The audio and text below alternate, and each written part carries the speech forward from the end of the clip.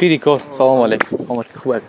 Азам, чиқарад ноҷон иштаги. Нурло бечора виноват нест, мо виноват нестем инҷа. Ине бачак бои сахт рақати Анвар Черкесов. Акай ҳоҷи Тренерҳо ҳамаи мо ждат кардем ки як ташкилӣ мекунад, накардам. Каминуша нишон дод. Сенсей, как настроение? Ҳамаи ҷонкарӣ мо барои шумоем, барои номи тоҷика. Старший брат Тимур Абдуллаев скоро у нас откроется клуб Ахмат Таджикистан в Москве. О, ай ухели ҳайҳуй гапҳои бемаънӣ ба хлачка партофтанда ҳамин як аз Тоҷикистон баланд бига, хорм ҳама каса ба пеш бига.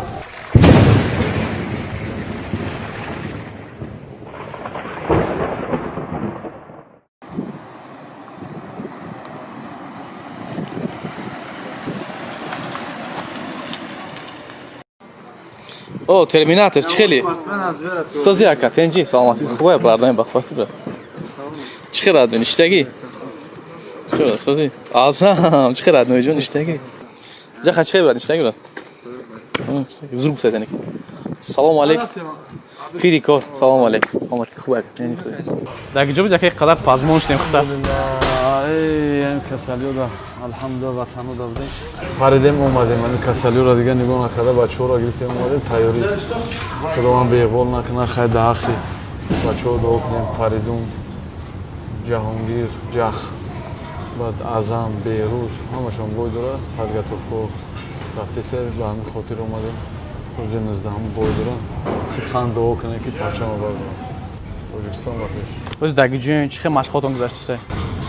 ҳозир мо дар Россия, дар шаҳри Москва, дар клуби ки постоянно аввал мо дар Москва дар ҳамин клуб машқ мекунем, Эвал Ҷим. Я навигари наваи худо ба шукр иншоаллоҳ ба наздики клуби худ мо бояд рӯй шавад. Ба ёрдами брат, старший брат Тимур Абдуллаев иншоаллоҳ скоро у нас откроется клуб Ахмат Таджикистан в Москве. Вот поэтому ждем. Сейчас ждем. Ин Нурло чӣ хеле карди? Нурло омада натонист.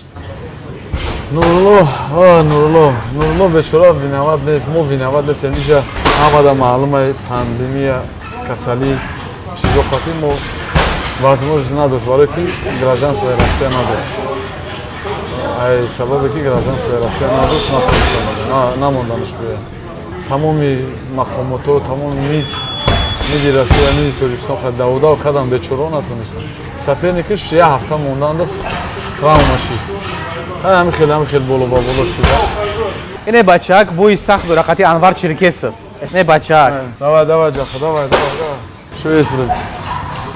Ин кас Ҷаҳонгир ном дорад. Беҳад варзишгари хубай, варзишгари батанизай, фақат механда. Соперникиш Анвар Черкесов. Анча уруси гап зена меша, барои чӣ ки чтоб ҳама бифаҳмад, международный шавад, да? Аҷахи, чё скажу, Ҷаҳонгир скоро карди Фаридун Одилов по книжке «Терминатор» за титул там будет 16 в Самаре. Ҷах тоже там будет предварительный, сейчас уже соперник. Мы как бы переговоры идут, может на 60-70% уже Анвар Черкесов. Но посмотрим, как оттуда добро будет, мы готовы. Вот Ҷах тоже добро уже, готовится уже. Давай, Фаридун, давай. Сколько, Фаридун, сколько?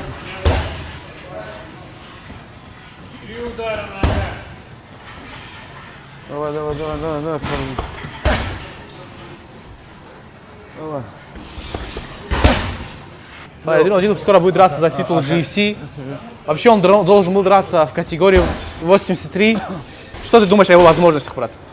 Алхамдулилlah, Фаридун даже были моменты на 77 даже дрался, это все знают, но сейчас как бы он голоден, чтобы забрать титул. Сейчас нам дали возможность на 93, мы сразу согласились, Фаридун тоже захотел, чтобы на 93 выйти в октагон за титул. вы должны были изначально драться за 84 килограмма титула в среднем весе. Не скажется ли это на функциональной подготовке? В каждой весовой категории спортсмены подходят к профессиональному тренировке, который, если бой за титул, там 5 раундов, он должен подготовиться к 5 раундам. Поэтому у нас есть такие профессиональные тренера, мы все в команде, там Коля Костенко, Леха там с поддержкой нашего брата Тимура Абдулаев, все команды мы собрались в Москве в клуб «Джим». Сразу после их лета я прилетел в Москву, чтобы рядом быть, чтобы все вместе с командой там тренироваться, подготовиться к этому бою. Около месяца осталось до боя Фаридуна Удилова. Сейчас как проходит его подготовка? Вот, альхамдулиллах, готовится функциональный, в первую очередь, потом стойки. Он очень хочет и любит рубиться, он как бы настроен, чтобы рубиться, как бы соперник мы смотрели, он стойкий, хорош, мы хотим, чтобы показал Фаридун зрелищный бой, и сам он хочет так. Что вы знаете о сопернике Фаридуна Удилова? Чем он может допасться для вашего подопечного? Хороший ударник, хорошо защищает от борьбы. Я же говорил, Фаридун надо будет бороться, надо будет стойкий. Он 4-кратный чемпион республики по боксу. И в Средней Азии он и 5-кратный чемпион Средней Азии, республики, 10-кратный по вольной борьбе. Хоть борьбой, хоть стойкий, он готов уже. Акай Ходжи. Акай Раджабали Беҳрӯз Зуҳуров охирон муҳорибаи худашда бонуса гирифт дар Лигаи ССА. Мисоли гап шуем башара подписат кардем Лигаи ССА да чӣ хеле штега ҳозир вазъияташ мисоли гап звезда нахапида чӣ хеле вообще? Не, алҳамдулилла, берӯз хеле бача нестай. Берӯз ай вақте ки мо зала вурсадагем дар зали мо машқ мекард, турнирое ки мо мерафтем, вурсадагем даже дар Хитой, дар Бишкек вақте рӯзои вигриш мисокадаге даже моментое ки чи ин моментора мо дилмон фурая звезда намехаба. Беҳад бачаи хубай, агар тренерош намеброя, эҳтироми ҳанзалоша гум намекунад. Но баъди бонус гирифтагӣ ҳамаи зал, тренеро, ҳамаи мо ждат кардем ки як ташкиле мекунад, накардам, каминуша нишон Ман фикр мекардам ки баъди ин боиш ҳатман мегирад чӣ мекунад. Лекин соперникаш сахта, ҳамин соперникаш чӣ фикр доред наштам ин боиш? Боиш худованд аввал победара насибиш кунад, мардуми тоҷик дарахш дуо кунад. Гап дар пул нестай, гап дар бонус нестай, гап дар нанг номуси миллати тоҷикай, дар обрӯи тоҷикай. ҳамаи ҷонкани мо барои ҳамаи худованд беиқбол накунад бачаҳоро, ҳамашон парчама бардоранд, баъд вош ҳамаш мешавад. Баъд ин карад баъд ай ременташ меқапем, пеш мекунем ҳама каса. Саркалони команда, яъне ки капитани команда Азам ниҳоят бои сахт дора, ҳарифшам ниҳоят ҳарифи сахтай. Рӯҳан ва пеши вазъияташ чӣ хеле? Ҳама тарафа рӯҳан, худо ба шукр нигоҳш кардесем, ҳам дар моментои вақтои машқош худо ба шукр ягон камбудиё нест ҳозираш да худо чашмшона раса ҳам хел рафтан бигира алҳамдулилла соза. Тайёрай, азам тайёрае ки муброя ҷанг кунад. Як масъалаи ниҳоят муҳими дигар аст Акай Раҷабалӣ, мухлисоне ки мебиёянд тоҷикои мо дастгирӣ мекунанд камтарак бетартибанд.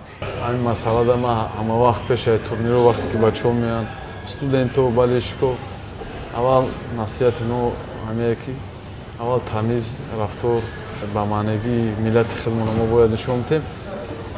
Хаяку балешка кам ҳаяҷон да меяд чӣ меяд, ҳо мо ӯро мефаҳмем, лекин ай марам хоҳишона илтимос мекунем ако, додаро, балешко, биёен ҳама каса ҳамкорӣ кунем барои номи миллат, барои обрӯи худмон. Ҳамаи ҷонкани мо барои шумоа, барои номи тоҷика.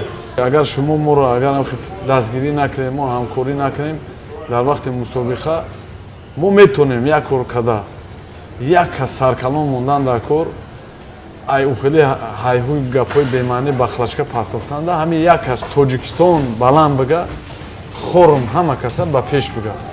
Ҳамин лозунги чиста ки дар тамоми дунё ҳамин лозунг уже паҳн шудага, метонем ҳамира мо бимонем. Чӣ хеле ки дигар миллатҳо лозунг мондаганд, беҳад хушум меояд.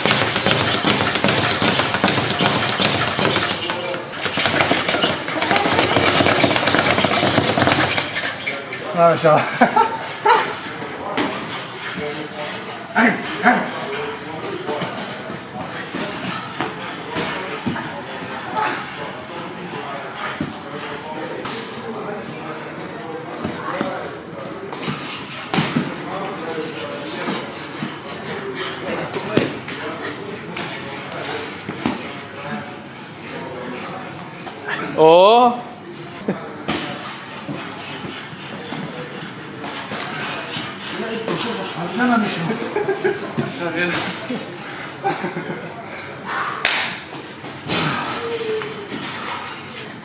Сенсей, как настроение?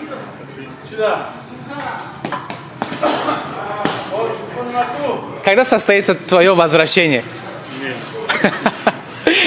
Устрой шоу с Рой Джонсом. Два ветерана. Нет, дорогой Джон.